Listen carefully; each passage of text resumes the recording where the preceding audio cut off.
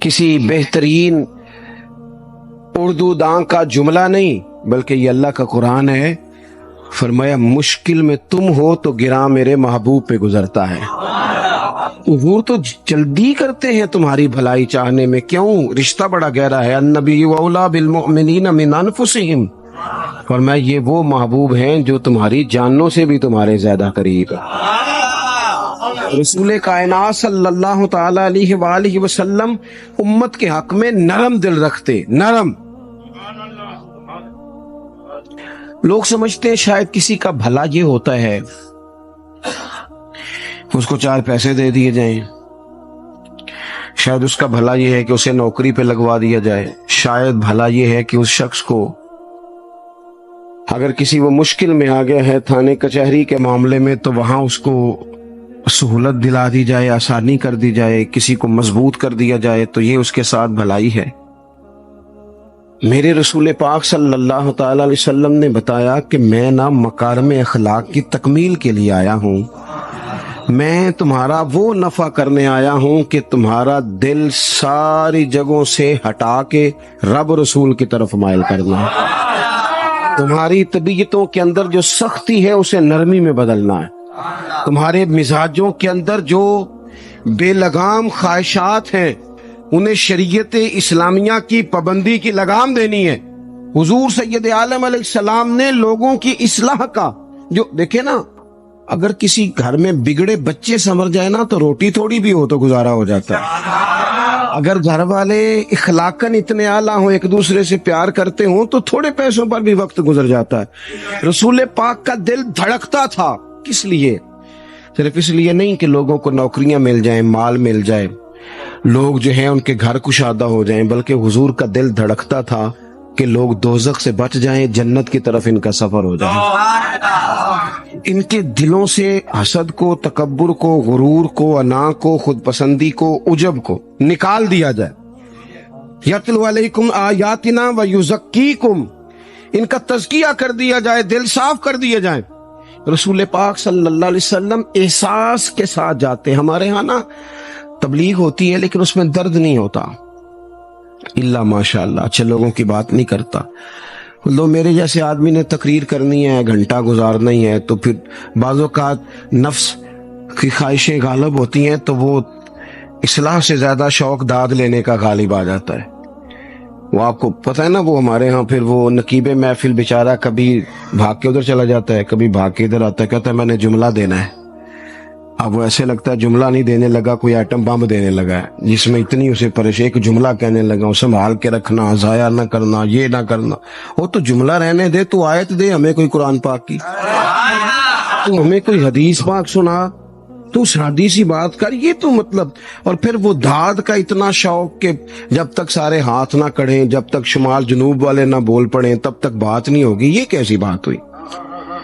اصلاح کے اندر تو آپ کا درد آپ کی زبان سے زیادہ اثر رکھتا ہے۔ اقبال کہنے لگے کہ بات جو دل سے نکلتی ہے اثر رکھتی ہے، پر تو نہیں، پر طاقت پرواز مگر رکھتی ہے۔ وہ تو اڑتی ہے، وہ تو اس کی تو پذیرائی ہوتی ہے، اگر بات دل سے نکل رہی ہے تو۔ عزیز بھائی یاد رکھیے گا، حضور سید عالم علیہ السلام درد دل کے ساتھ دعوت دیتے لوگوں۔ 10 دن حضور نے طائف میں قیام کیا ہے، ایک بندے نے بھی کلمہ نہیں پڑھا، الٹا انہوں نے روڑے مارے، تکلیف دی۔ حضور واپس آ رہے ہیں، صحابی ساتھ ہے، باغ میں بیٹھ گئے، اتنی صحت مبارک پر انہوں نے معاذ اللہ تعالیٰ سنگ باری کی کہ خون مبارک بہ رہا ہے۔ فوراً عرض گزار ہوئے، یا رسول اللہ صلی اللہ علیہ وسلم آپ دعا کر دیں یہ تباہ ہو جائیں۔ فرشتہ بھی حاضر ہو گیا، حضور آپ دعا کریں یہ تباہ ہو جائیں۔ لیکن محبوب کے دل میں نرمی ہے نا امت کے لیے، اگرچہ یہ ساری امت دعوت ہے اس وقت، پر اس وقت بھی نرمی ہے۔ محبوب کریم علیہ الصلوۃ والسلام نے ہاتھ اٹھائے، صحابی کہتے ہیں میرے دل میں خیال آیا اب یہ تباہ ہو ہی، میری طرف دیکھیں جی، اب یہ تباہ ہو ہی جائیں گے، اب کوئی نہیں بچا سکتا انہیں تباہ ہونے سے۔ لیکن حضور نے کیا کہا اے اللہ انہیں ہدایت دے دے، انہیں پتہ ہی نہیں یہ کیا کر رہے ہیں۔ فوراً عرض کی یا رسول اللہ ایک نے بھی کلمہ نہیں پڑھا، ایک نے بھی کلمہ نہیں پڑھا۔ کبھی پتھر مارنے کے والے کے لیے بھی دل میں احساس ہوتا ہے، ہمیں تو کسی نے کچھ بھی نہیں کہا، کوئی گالی نہیں دی، کچھ نہیں کہا، پر ہم سخت کیوں ہیں بھلا؟ وہ ہمارے پیچھے نہیں چلتا ہاتھ باندھ کے، جی میں ہاں نہیں ملاتا تو ہمارا دل اس کے لیے سخت ہے۔ دو ہی تو بندے ٹھیک ہے دنیا میں، ایک میں ٹھیک ہوں اور ایک جو میری ہاں میں ہاں ملائے پوری، وہ ٹھیک ہے۔ دونوں ہاتھ باندھ کے پیچھے چلے، تیسرے کو میں کیسے ٹھیک ہونے دیتا ہوں؟ میرا مزاج ہی نہیں، اللہ ماشاء اللہ ہماری طبیعت ہی نہیں ہوتی ایسی۔ خدا کے بندو، جب دل کشادہ ہو، طبیعتیں کھلی ہوں، پھر اس طرح کا تھوڑی مزاج ہوتا ہے۔ کریم محبوب صلی اللہ علیہ وسلم سے عرض کی، حضور ایک نے بھی نہیں کلمہ پڑھا اور پھر بھی آپ کے دل میں اتنی وسعت ہے، آپ ہدایت کی دعا کر رہے ہیں۔ 10 دن لگائے، ایک شخص بھی نہیں آ رہا، تو محبوب کیا فرمانے لگے؟ کریم فرمانے لگے، مجھے پتا ہے انہوں نے تکلیف دی ہے، ایک نے بھی کلمہ نہیں پڑھا، جلدی نہ پریشان ہو جایا کریں۔ کچھ لوگ جلدی کچے جملے بوئے، ساڈی قوم نہیں ٹھیک ہو سکتی جی، ایسمو لگتا کچھ نہیں ہو سکتا دی، یہ نہیں ٹھیک ہو سکتے، فلانے نہیں ٹھیک ہو سکتے۔ شکوہ ظلمت شب سے تو کہیں بہتر تھا، اپنے حصے کی کوئی شمع جلاتے جاتے۔ اللہ کے حبیب صلی اللہ علیہ وسلم سے عرض کی، یا رسول اللہ صلی اللہ علیہ وسلم ایک بھی نہیں مانا اور آپ نے پھر ہدایت کی دعا کی۔ تو یہ میرے محبوب کا امید کا طریقہ ہے۔ کریم فرمانے لگے، اگر آج یہ نہیں مانتے تو پھر بھی تباہی کی دعا نہیں کرنی، یہ نہیں مانتے تو ان کی آنے والی نسلیں مان جائیں گی، مان جائیں گے لوگ۔ اپنے دل میں جب آپ نرمی لے آتے، ہمارے نا سینکڑوں نوجوان گناہوں میں چلے گئے ایک ایک علاقے سے۔ جو آدمی گناہ میں مبتلا ہوتا ہے نا، وہ سخت تکلیف میں ہوتا ہے۔ انسان کو جو چیز سب سے زیادہ ستاتی ہے وہ اس کی اپنی غلطیاں ہوتی ہیں۔ حدیث میں فرمایا، ما حاک فی صدرک، کھٹکتا ہے سینے میں، چبھتا ہے گناہ۔ یہ تکلیف دہ معاملہ ہوتا ہے، تڑپتے ہیں لوگ، سسکتے ہیں، لیکن روایتی انداز سارا جب ہماری مجالس اور محافل میں ہو جاتا ہے، کوئی نہیں وقت دینے والا، پیار کرنے والا، تھپکی دینے والا، بازو تھام، کوئی نہیں۔ ایک تقریر وہ ہے جو میں آپ سے کرتا ہوں، ٹھیک ہے، گھنٹہ گزارنا ہے، تو وہ بھی کئی میری طرح کے لوگ ہیں جو جمعرات کو فیصلہ کرتے ہیں سویرے کیا بیان کرنا ہے۔ حالانکہ میری طرح کے جو چھوٹے ہیں وہ ہفتے سے ہی تیاری شروع کر لیتے ہیں تاکہ کچھ غور فکر کر کے قوم کے سامنے رکھا جائے، ضروری۔ اب ایک تقریر میں آپ سے کرتا ہوں، سمجھانے کے لیے عرض کرتا ہوں۔ ایک تقریر ایسی ہے جو خطیب صاحب آپ سے کرتے ہیں، اور خدا نخواستہ اللہ تعالیٰ معاف کرے، صرف سمجھانے کے لیے، اگر ان کو پتہ چل جائے کہ ان کا بیٹا کسی غلطی میں مبتلا ہو گیا تو پھر بھی اسی طرح ہی داد و تحسین کے لیے لش پش کر کے تقریر ہوگی؟ نہیں، پھر یہ انداز نہیں ہوتا۔ پھر تو بچہ کو سامنے بٹھا کے باپ اپنی پگڑی اس کے پیروں میں رکھتا ہے، پھر تو ماں دوپٹہ پیروں میں رکھتی ہے، کہتے پتر میری کمائی نہ اجاڑ دینا، اور نہ پتہ چلا تو سگریٹ پینے لگ گیا، خدا خیر کرے، تیری مہربانی۔ سوتا نہیں، اس کا چہرہ پریشان ہے۔ اب بات آئی ہے نا، اب یہ وقت آیا تبلیغ کا، اصلاح کا۔ اسے منت کر کے سمجھایا، اس کو گزارش کی، اس نے کہا ابا جی غلطی ہو گئی تھی، آئندہ نہیں کرتا، پوری اس نے تسلی دی، پھر بھی نہیں سوتا۔ بچہ تو وعدہ کر کے چلا گیا، پھر بھی نہیں سویا، وہ اپنے کمرے میں چلا گیا اور اس نے مصلی بچھا لیا۔ کہا یا اللہ یہ میری عمر کی کمائی ہے، مالک اسے ہدایت دے دے۔ او بھائی، جب تو اس انداز میں ملت کے ہر بیٹے کی اصلاح کرنے لگے گا، اور اس سے مراد صرف خطیب واعظ ہی نہیں، حضور نے ہم سب کے ذمہ لگایا تھا، بلغ عنی ولو آیا، ہم سب کی ذمہ داری ہے لوگوں کے لیے، لوگوں کو قائل کریں۔ مجھے بتاؤ، اپنی ذات کے حق میں قائل کرنا ہو تو کرتے ہیں کہ نہیں؟ ہوتا ہے نماز کی دعوت ہم کیسے دیتے ہیں؟ ہم کہتے ہیں پڑھ لیا کر نماز، اتنے پیسے کہاں لے کے جائے گا، یہی دعوت ہوتی ہے نا۔ وہ کہتا ہے تو نے اپنی قبر میں جانا اور میں نے، یہ تو ہے ہمارا دین کے حق میں۔ وہ محفل میں آنا اگر ٹائم ملا تو ٹھیک، یہ ہے دین کے حق میں۔ اور جب اپنی باری آئے، کسی سے 50,000 روپے چاہیے تھے، فون کیا اس کو، ملنا تھا، وہ کہتا حکم کریں، کہتے نہیں ٹیلی فون والی بات نہیں، کہتے میں تو 2 بجے ملوں گا، تو 2:30 بجے مل، پر میں مل کے کرنی ہے۔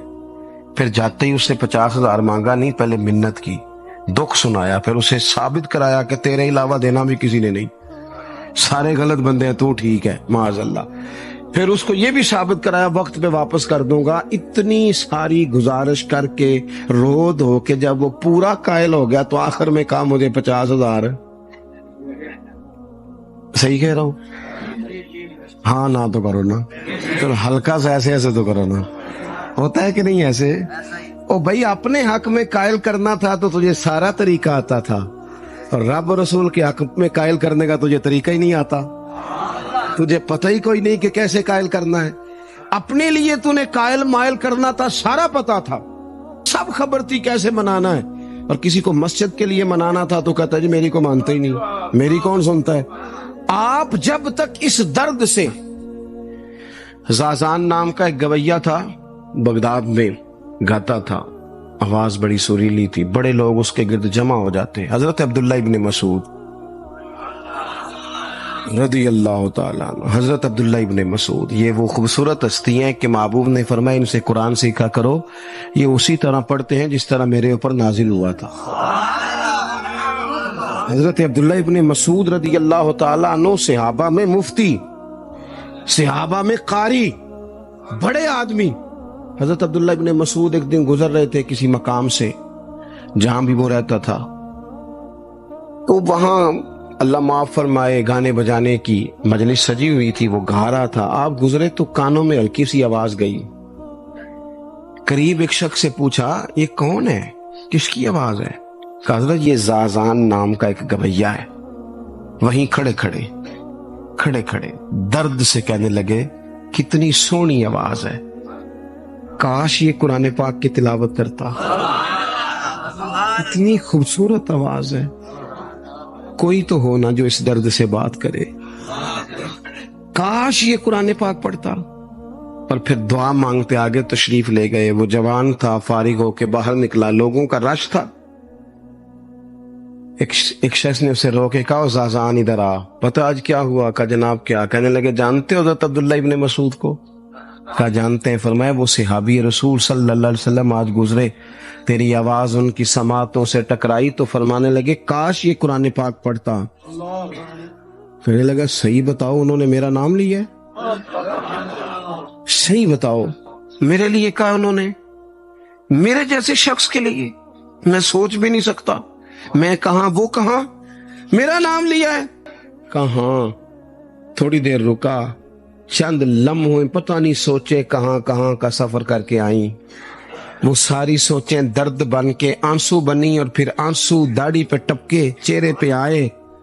پھر لوگوں سے پوچھنے لگا گھر کا پتہ بتاؤ گے؟ کہا وہ فلاں جگہ پہ موجود ہیں۔ دوڑا گیا، دروازے پہ دستک دی، حضرت عبداللہ ابن مسعود آئے، کہا کون ہو بیٹا؟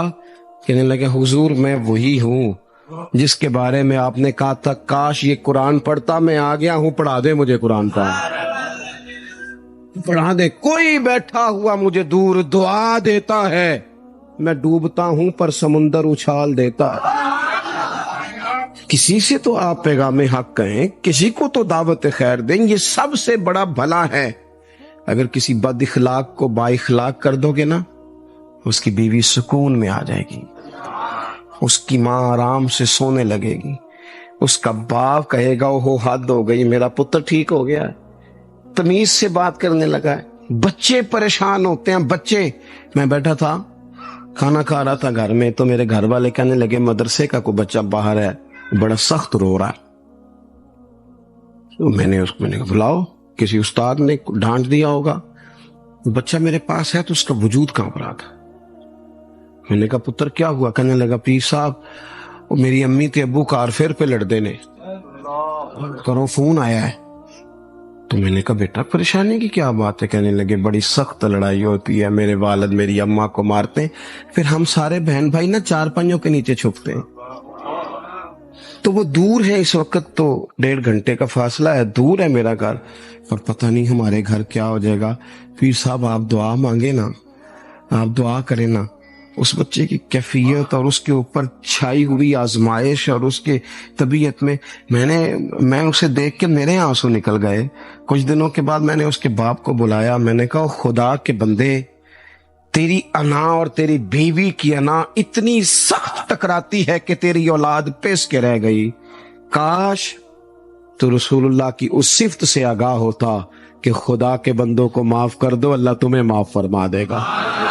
کاش تمہارے اندر وہ کیفیات ہوتی، تمہارے بچے میلوں دور رہ کے بھی تڑپتے ہیں کہ جانے گھر میں۔ کیوں؟ اس لیے کہ گنجائش نہیں دلوں میں، کوئی اخلاقی تعلیم نہیں۔ ہم نے اپنے گھروں کو خود اپنے ہاتھوں سے اتنا آزمائش کا گھڑا بنا لیا ہے، لڑائیاں، جھگڑے، مصیبتیں۔ کیوں؟ کہ پیسوں کی تو تبلیغ روز ہوتی ہے کہ کمانے چاہیے، مال کی تبلیغ تو روز ہوتی ہے، درد نہیں بٹتا، اخلاق کی بات نہیں ہوتی۔ ویڈیو دیکھنے کا شکریہ۔ اگر آپ چینل پر نئے ہیں تو سبسکرائب کر لیں اور ساتھ ہی ساتھ بیل آئیکن پر بھی کلک کر دیں تاکہ یوٹیوب ہماری ہر ویڈیو کا نوٹیفیکیشن سب سے پہلے آپ کو بھیج دے۔ جزاک اللہ۔